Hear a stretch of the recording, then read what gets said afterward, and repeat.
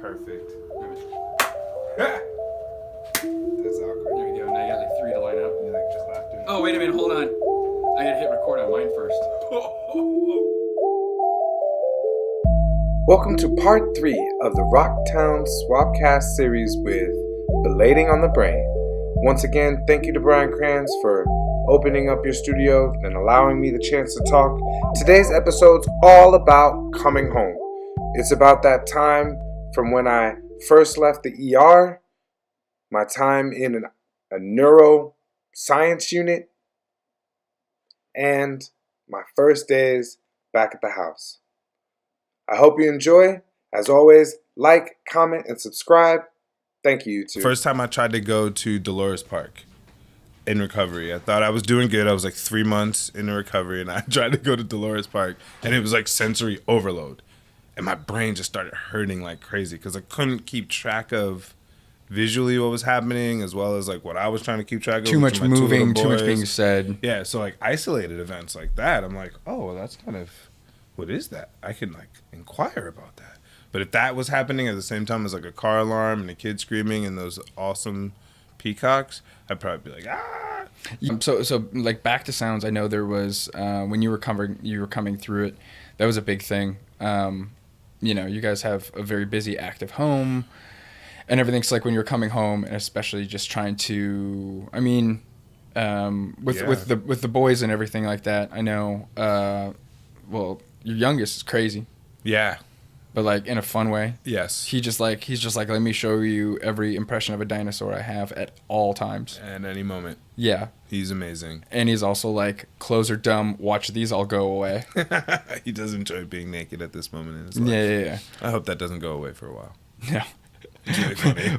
But yeah, that's the only thing of it. I imagine raising boys like, oh man, I'm really going to remember this when you guys all hate me for no reason. Just because this is just what we do for periods of time. I'm just angry at my dad. Why? Oh, yeah. It's that time you were naked for like 3 years, and they're like, "What?" And you're like, "Oh yeah, sorry." Yeah. So how was it with the transition? I mean, I was there for part of it and everything, but how are the boys all around this? Are they fully understanding what happened? So just for like full context, my wife came and was at the hospital with me for pretty much the entire week, with like maybe just a few days where she was given time and told to take a break. Yeah.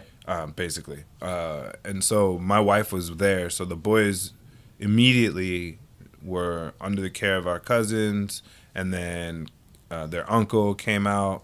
And so they knew right away that things were different. Karen had to explain to them right away what had happened, just so that they understood the context of why she would not be there. And there were things that she missed, like graduations and weird stuff like that. And so I think initially it hit my eldest really hard, and then when I came home, I literally stumbled into the door and like stumbled into recovery, almost like a show of how with it I thought I was, but not in actuality. Like we have a little short stair right in front of my door, and I just tripped on it and fell, and that's kind of how I came back home. For the first week, I don't even think I acknowledged the boys. Like, I don't even think if you think about it now in retrospect, as a little kid, like they must have been so happy that I was home. I'm alive, right? Yeah. But I still had no recollection or understanding of how close to the end it was, or how close to that line I had towed. And so, I'm still on pain meds.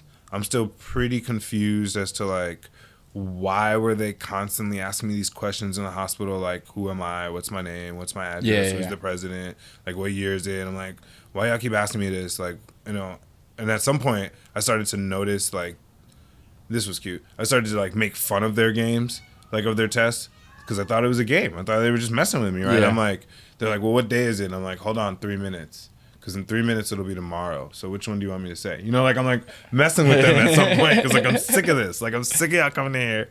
But I didn't understand that they were trying to see how much of me was actually coming back online. Yeah. And so I stumbled in the house, stumbled into being a dad, and for the first week didn't really take care of anything but myself, and that was really good because that's when the swelling needed to go down. My brain, part of the reason why I even had to transfer from the ICU to a neuro unit was because of the swelling. And the swelling in my brain wasn't going down, and they joked that I had a big brain, which is true, y'all, just so you know. But you do like that. It's barely fitting inside that head. and I got a big head. I'm holding it down. I got a good sized dome. You know, I had to get the extra large helmet or whatever size the large, extra large is. But I didn't understand any of it. Like, none of that made any sense. And so I stumbled back into being a parent. I first started with Angus. And the whole time I think my boys were just really generous. And, like, you know, they didn't understand how out of it I really was. So even at times when I was in the living room with them, interacting with them, they didn't understand that I was just like, I don't even know how to describe it. It was like foggy. It was like going through the motions. Yeah, but it was more like, I tell people I was like Whoopi Goldberg in Ghost.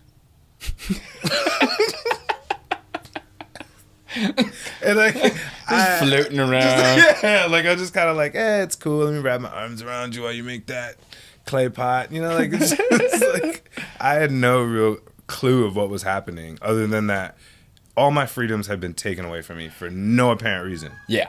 That was definitely like that was a big issue for you. What the heck? I can't drive. I can't cook nothing. I can't go nowhere.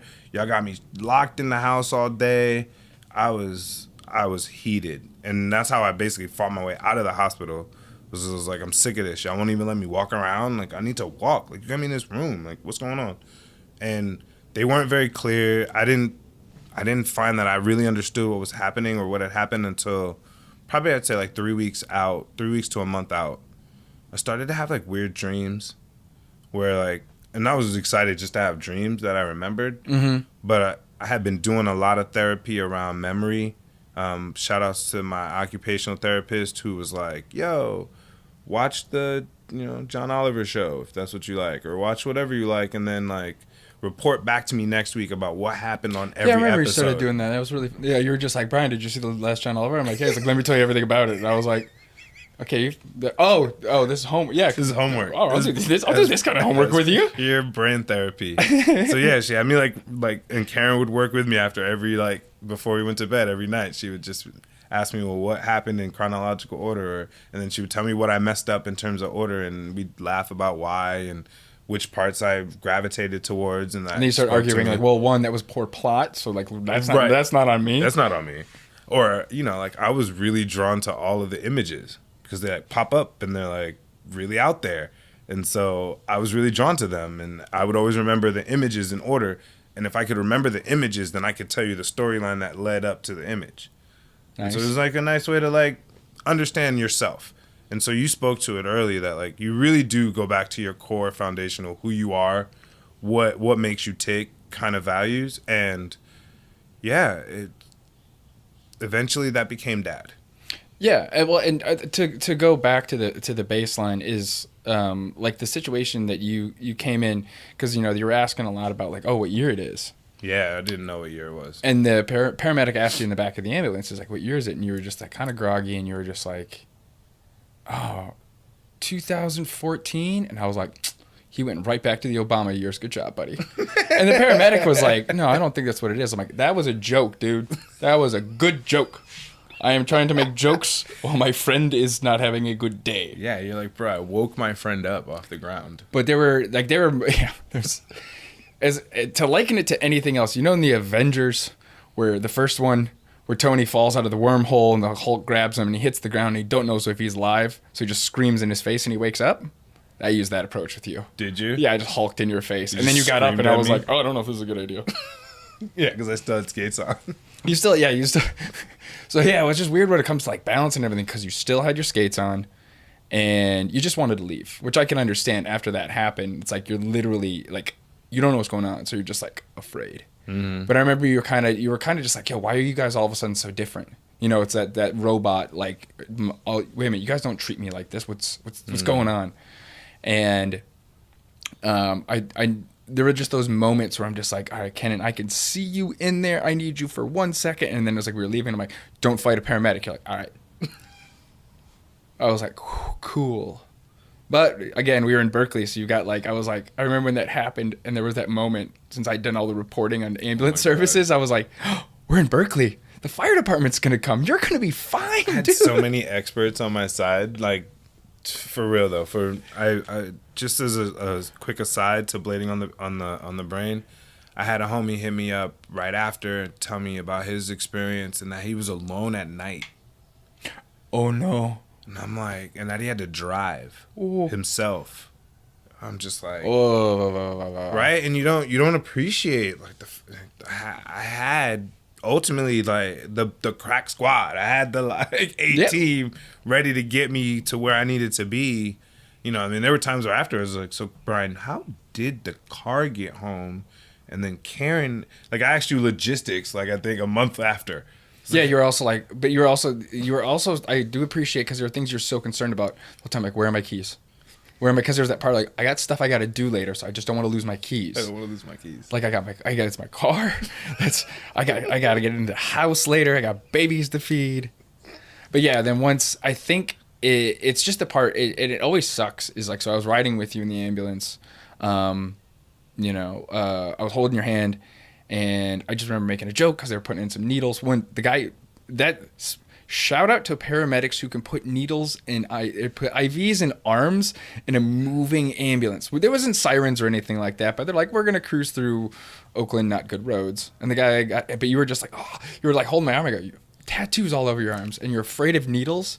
And then like days later, you're like, I'm not afraid of needles. I was like, what was that then? Yeah, that was not being afraid of needles. I was afraid of like slipping into a coma, I think. No, and you were fine. And I think the part that's worse about that experience is because as soon as we get there, we called it in, and like, we don't know what this is. We want to take this very seriously.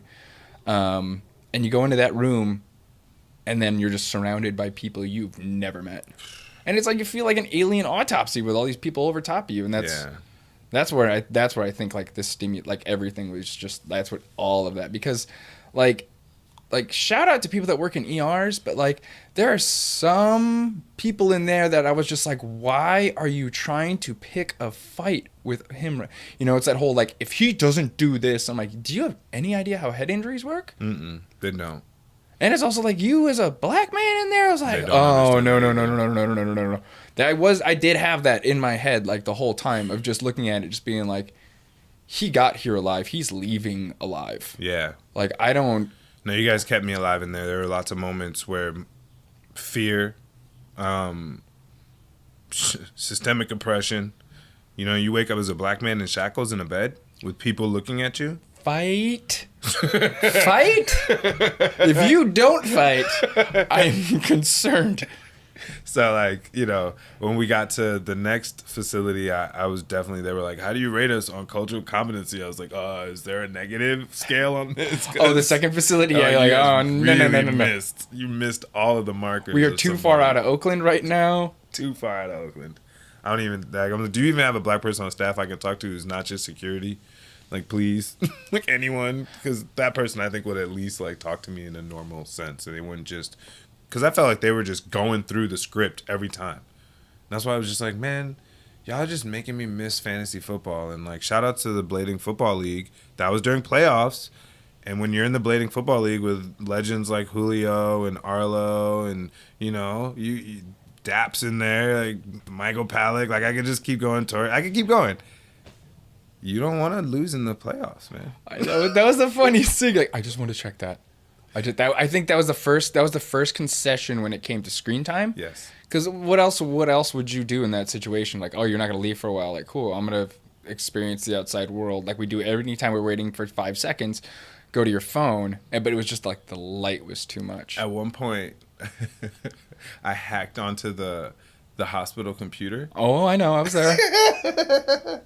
Yay. That was also the thing of just being like. When I like relieved Karen, she's like, hey, so I've just been here for like 19 days. Can I get a couple hours to myself? Yes. No, just when she just, go home, check on the boys, do that kind of stuff. And when she was like, all right, Brian, but make sure he doesn't. I'm like, he's not listening to me. Are you kidding me? No. This is the first time, like, Krans, I got to stand up. I go, all right, but I'm just be like, I was ghosting behind you. We were holding the pottery together. Yep. No, I felt that. But you were immediately like, I gotta stretch my legs. I'm like, I feel you so much. That's all I want to do. There was one point where I don't know. I did some crazy stuff in the hospital. Hey, I'm standing up now. I can go home, right? And like, no. I like climbed the window in the room to be like, look, you guys, I'm not that disabled. Look, see, I can still do like parkour. Like, what? Why? I don't even do parkour. Like, why would I ever do that? You do parkour, you just didn't have your skates on. Yeah. The road home was not an easy one. Whether it was struggles in the hospital, feeling misunderstood, or just tripping as I got into the door, the road home was just the start of the road to recovery. I'm so thankful for the time that Brian gave me to openly express my situation and how family supported me and how my boys were so gracious to allow their dad a simple entrance back. I hope you enjoyed this episode. Part 4 coming up tomorrow. Make sure you're subscribed and that you get notified when it drops. I hope you enjoyed. See you soon, YouTube. Thank you.